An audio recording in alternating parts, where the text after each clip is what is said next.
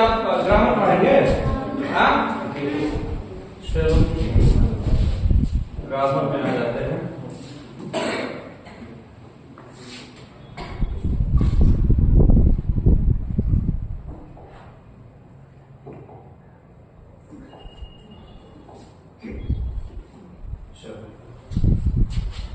आज पढ़ाएंगे सबसे पहले how to express tense and time.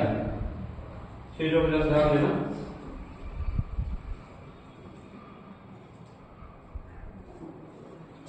अच्छा, मुझे बताना टेंस कितने प्रकार के होते हैं? बताओ कितने प्रकार के होते हैं? टेंस जो है आपके कितने होते हैं लाला? 3 होते हैं। इसमें 3 प्रकार के टेंस, हालांकि कितने मेनली 2 ही होते हैं। मेन कितने होते हैं? 2। आप लोगों को बताया नहीं था ना इसके बारे में? एक होता है कौन सा? क्या होता है? एक प्रेजेंट और दूसरा तीसरा। अच्छा, एक बात और बताया था कि प्रेजेंट टेंस जो होता है आपका, जो प्रेजेंट टेंस होता है, प्रेजेंट टेंस में ही कौन होता है? फ्यूचर होता है। मेन 2 ही होते हैं, प्रेजेंट और पास्ट। इसके देखिएगा, ये आपको समझाने के लिए, मान लीजिए टेंस है, टेंस और टाइम में ज्यादा कोई अंतर होता नहीं है। टेंस और टाइम में अंतर नहीं होता है। हम मान लेते हैं कि इसके जो है 3 टाइम होते हैं। चौथा टाइम एक 3 ये भी होता है। अगर हम टाइम की बात कर ले तो तीनों के एक मतलब टाइम है।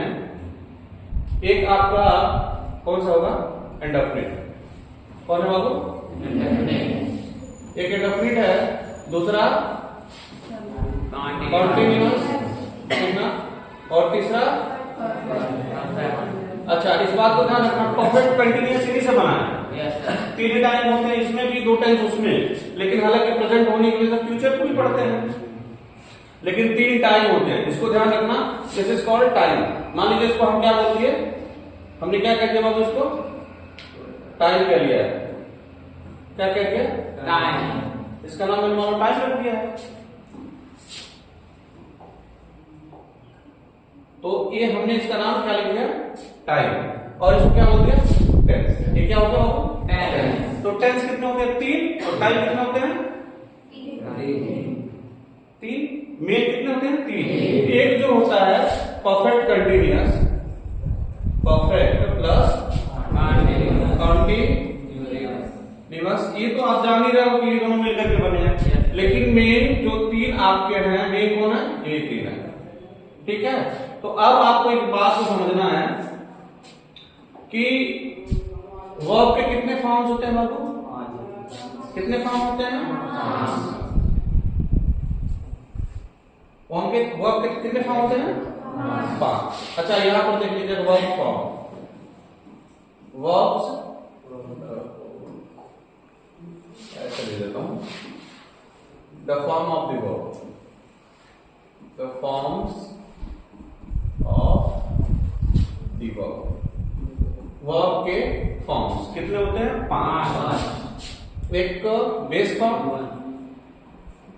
Second form, third, fourth and fifth form. 5 forms होते हैं। लेकिन 5 फॉर्म्स में ध्यान रखना, इसको क्या बोलते हैं बाबू? प्रेजेंट। कौन सा टेंस होता है ये? प्रेजेंट टेंस का क्या होता है? प्लूरल होता है। और V2 कौन सा टेंस होता है? पास्ट। और ये V3 परफेक्ट क्या होता है? और ये V4 कंटीन्यूअस, और ये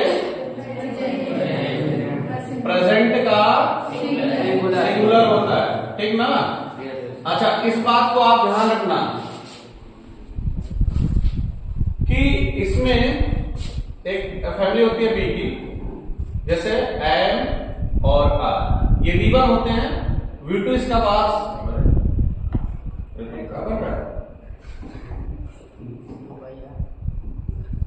जा रहे हो ना, लिख रहा है। एम और आर होता है। V2 वाज और वर्ब होता है। वाज और वर्ब। और V3 नहीं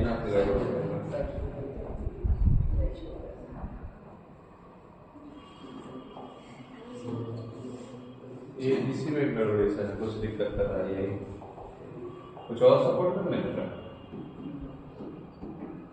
एम और आर V1 V2 क्या हो गया, वाज और वर, ध्यान रखेंगे। ये क्या हो गया, बीन, और ये क्या हो गया, बीन, और ये इज, ठीक। और एक फिर मार्कर क्या, ये काम कर रहा है, कोई बात नहीं है।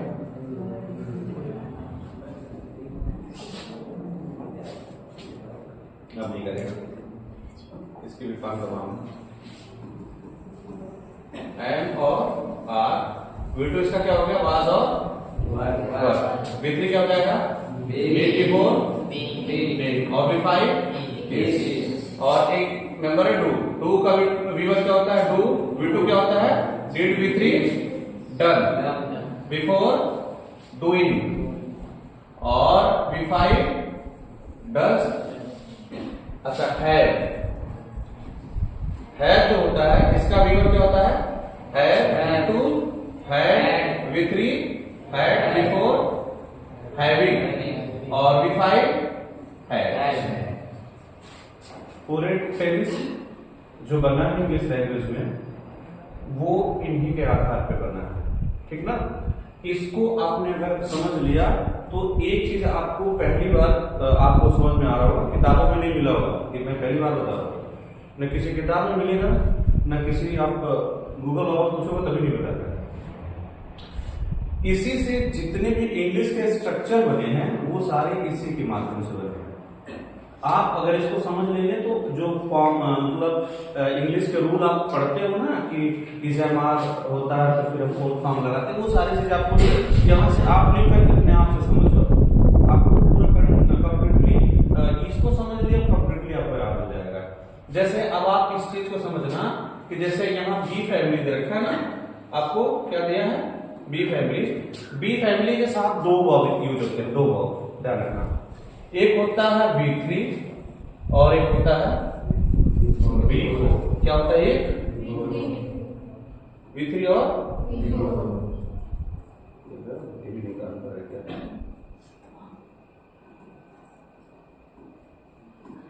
ये बड़ा गड़बड़ है।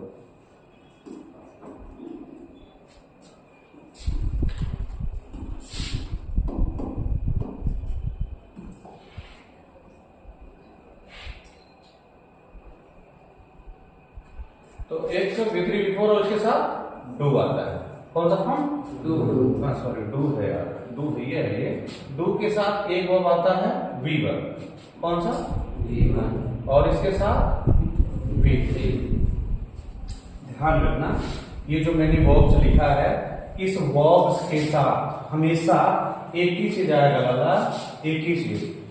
अगर बी फैमिली है ना, बी फैमिली जैसे am are, was, were, been, B3 been होता है, B4 बीन होता है, B5 बीज होता है, इसके साथ आप अगर थर्ड फॉर्म लगा देंगे, इन सभी के साथ क्या लगा देंगे, कौन सा फॉर्म, थर्ड फॉर्म अगर आपने लगा दिया तो ये बना देता है पैसिव वॉइस। क्या बना देगा, पैसिव वॉइस। क्या बनाएगा, पैसिव वॉइस। लेकिन ये कुछ अपना वाली कर रहा है, करने दीजिए। अगर इसके साथ लगाएंगे तो क्या बनाएगा, पैसिव वॉइस। क्या बनाएगा बाबू, पैसिव। और फोर्थ फॉर्म अगर लगाओगे तो क्या बनाएगा, एक्टिव वॉइस। और एक बात और ध्यान रखना, पूरी इंग्लिश लैंग्वेज में केवल इन्हीं के साथ ये दो फॉर्म आते हैं और किसी के साथ लग भी नहीं सकते। इन जितने भी इनके साथ में आप फोर्थ फॉर्म या थर्ड फॉर्म यूज करते हो। जो पैसिव वॉइस आप पढ़ते हो ना, पैसिव वॉइस केवल एक ही फैमिली है, बी वाली। इस बी के साथ में आपने थर्ड फॉर्म लगा दिया तो पैसिव बन जाएगा। आप अगर मान लो एन प्लस B3 लिख दिया, इसका मतलब पैसिव वॉइस है। लेकिन अगर एन के साथ आपने फोर्थ फॉर्म लगा दिया, इसका मतलब एक्टिव वॉइस। और इसके अलावा कुछ लगा भी नहीं सकते हो। इज के साथ आपने थर्ड फॉर्म लगा दिया, क्या बना दिया, पैसिव वॉइस। क्या बना ये, पैसिव। लेकिन इज के साथ अगर आपने फोर्थ फॉर्म लगा दिया, क्या बना दिया, एक्टिव वॉइस। समझ रहे हो ना। तो ये सारी चीजें ऐसा है कि इसमें एक्टिव होता है अब और डू के साथ, डू, डस, डिड, डूइंग, इसके साथ एक ही फॉर्म होता है, कौन सा? First form. और हैड के साथ एक ही फॉर्म यूज किया जाता है, कौन सा? Third form.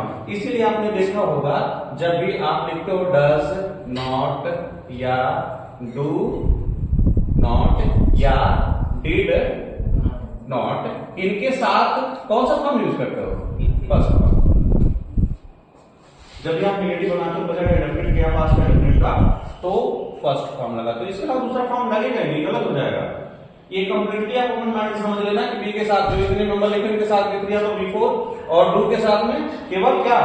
V1, और इन सभी के साथ क्या? केवल थर्ड फॉर्म। इसके अलावा कुछ और नहीं लिखा जाएगा। अगर कुछ लिख देंगे गलत हो जाएगा, बस इतना लिखा ही जाता है, इसके अलावा और कुछ नहीं लिखा जाता है, ठीक ना?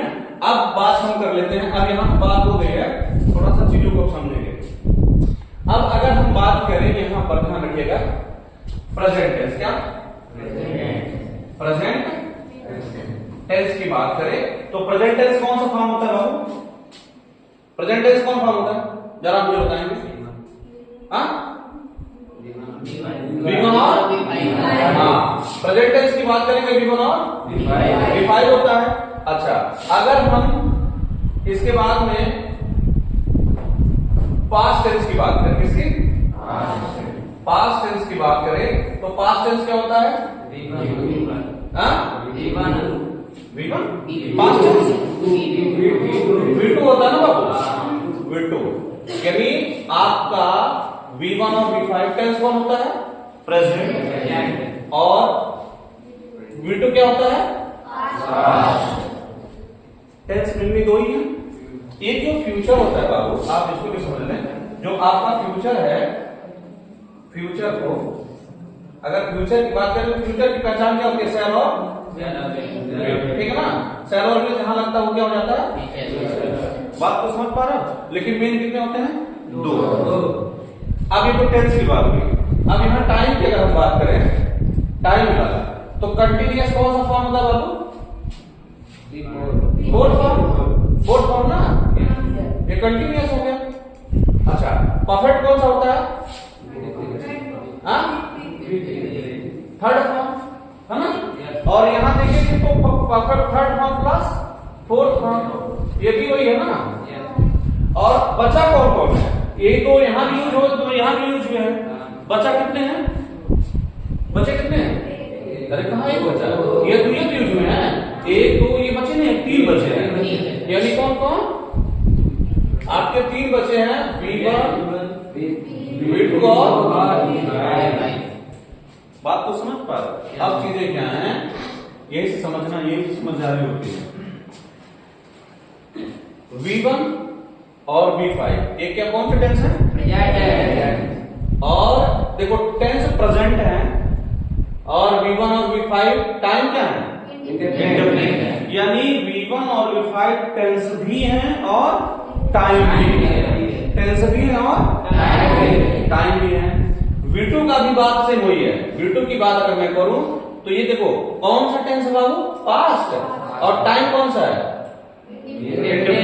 यानी V2 भी टेंस कौन सा है? पास्ट। और टाइम कौन सा है? यानी टेंस और टाइम दोनों है। बात को समझ पा रहे हैं? लेकिन अगर बाबू इन सब के बाद मैं सिर्फ अगर थर्ड फॉर्म फोर्थ फॉर्म लिख दूं, कौन सा फॉर्म? फोर्थ। तो ये क्या हुआ? कंटिन्यूअस हुआ ना? अच्छा मुझे बताओ, कंटिन्यूअस टेंस होता है कि टाइम होता है? टाइम। टाइम की टेंस टाइम। अरे टेंस तो है, ये तीनों है ना, बाकी ये क्या है? तो टाइम है ना? तो टाइम में सिर्फ ये है कि टेंस भी है? नहीं, ये टेंस नहीं। इसके पहले हमें टेंस को क्या करना पड़ेगा? जोड़ना पड़ेगा, लिखना पड़ेगा, तब ये बनेगा। अभी सिर्फ टाइम, इसके आगे अगर आप यहाँ प्रेजेंट लिख दोगे, अगर यहाँ पर क्या लिखोगे? प्रेजेंट, तो प्रेजेंट कंटिन्यूअस बनेगा। अगर आप पास्ट लिखोगे तो क्या बनेगा? पास्ट कंटिन्यूअस बनेगा। अगर आप फ्यूचर लिखोगे, अगर फ्यूचर आप लिखोगे तो क्या बनेगा? फ्यूचर कंटिन्यूअस बनेगा। बात समझ पा रहे हो? उसी तरह थर्ड फॉर्म की भी बात है। थर्ड फॉर्म क्या है? टाइम है, टेंस है? हाँ, टाइम है, टेंस नहीं है, इसके पहले भी क्या लिखना पड़ेगा, टेंस लिखना पड़ेगा। लेकिन अगर मैं बात करूं किसकी, अगर मैं बात कर लूं V1 और V5 की, तो बताओ V1 V5 क्या है, ये टेंस है, ये टेंस है, V1 V5 टेंस है नहीं है, कौन सा टेंस है, प्रेजेंट है। अच्छा ये टाइम भी है, कौन सा टाइम है, यानी कहने का मतलब ये क्या, प्रेजेंट, हाँ प्रेजेंट एंड डेफिनिट है ये बात, ठीक ना, ये प्रेजेंट एंड डेफिनिट है। और अगर V2 लिखूं तो कौन सा टेंस है, टाइम क्या है, ये भी इसका कहने का मतलब ये पास्ट, ये टेंस भी है और टाइम भी है। बात तो समझ पा रहे हो, अगर ऐसा लिखा तो टेंस और टाइम दोनों है, लेकिन V3 और V4 लिखा है तो फिर सिर्फ क्या लिखा है, टाइम लिखा है। यहां तक बात समझ में आई। जैसे अब थोड़ा सा मैं आगे लेके चल रहा हूं आपको,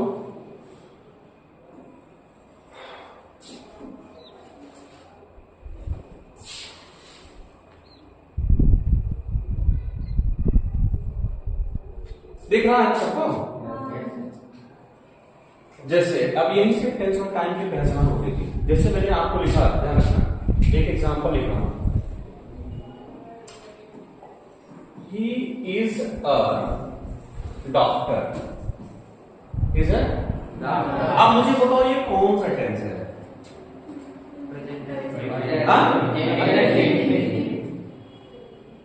प्रेजेंट, कैसे समझ पा रहे, हाँ ये इज जो है यही वर्ब है, इज क्या बाबू, इज वर्ब है। अच्छा ये इज वर्ब है, कौन सा फॉर्म है, फिफ्थ फॉर्म है, कौन सा फॉर्म है, इज है ना।